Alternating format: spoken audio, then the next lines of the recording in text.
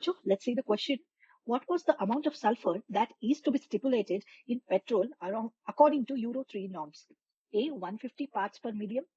B. 350 ppm. C. 50 ppm. D. Both A and B. So हमें ये पूछा गया है कि कितना अमाउंट ऑफ सल्फर रिलीज होना है from the automobiles according to euro 3 norms. So हमारा की कॉन्सेप्ट यहाँ है यूरो 3 नॉर्म्स. ये यूरो 3 नॉर्म्स जो क्रिएट किया गया by the Indian government to control the pollutants.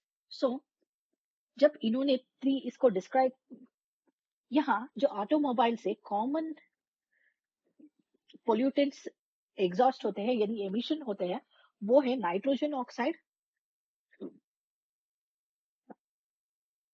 Sulphur oxide and hydrocarbons. So ये रिलीज होते हैं फ्रॉम ऑटोमोबाइल्स. सो इसको कंट्रोल करने के लिए थोड़े रूल्स सेट किए गए हैं. What are the rules? So for the sulphur it is said to be the amount of sulfur present when the petrol is burnt वो है 150 पार्ट्स पर मिलियन.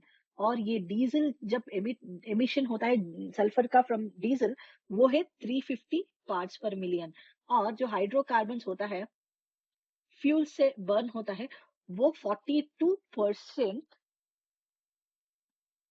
होना चाहिए, यानी 42% ऑफ हाइड्रोकार्बन्स होना चाहिए फ्रॉम द व्हीकल्स. ये सब लिमिटेड अमाउंट है यानी कंट्रोल्ड नंबर्स है जो प्रोड्यूस होना चाहिए by the emission of the automobiles. So the right option here is, यहाँ हमें पूछा गया है sulphur is stipulated in petrol. So petrol में इट इज 150 पार्ट्स पर मिलियन.